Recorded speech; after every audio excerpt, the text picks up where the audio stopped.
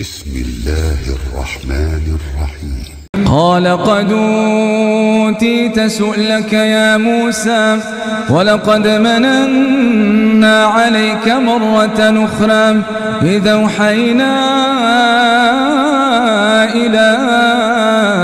أمك ما يوحى أن اقذفيه في التابوت فاقذفيه في اليم فليلقه اليم بالساحل يأخذه عدو لي وعدو له وألقيت عليك محبة مني ولتصنع على عيني إذ تمشي أختك فتقول هل أدلكم على من يكفله فرجعناك إلى أمك كي تقر عينها ولا تحزن وقتلت نفسا فنجيناك من الغم وفتناك فتونا فلبثت سنين في أهل مدين ثم جئت على قدري يا موسى واصطنعتك لنفسي اذهب أنت وأخوك بآياتي ولا تنيا في ذكري اذهبا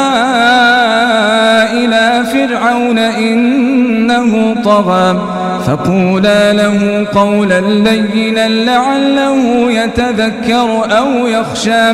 قالا ربنا إننا نخاف أن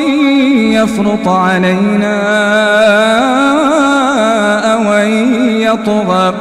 قال لا تخافا إنني معكما أسمع وأرى فاتياه فقولا إنا رسولا ربك فأرسل معنا بني إسرائيل ولا تعذبهم قد جئناك بآية من ربك والسلام على من اتبع الهدى إنا قد أوحي إلينا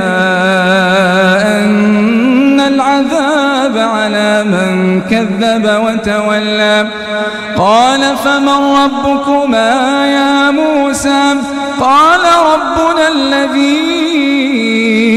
أعطى كل شيء خلقه ثم هدى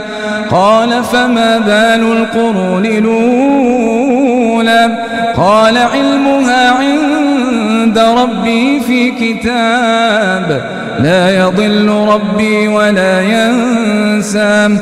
الذي جعل لكم الأرض مهادا وسلك لكم فيها سبلا وأنزل من السماء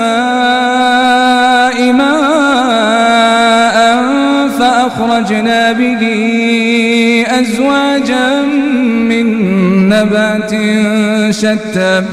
كلوا وارعوا أنعامكم إن في ذلك لآيات لأولي النهى منها خلقناكم وفيها نعيدكم ومنها نخرجكم تارة أخرى.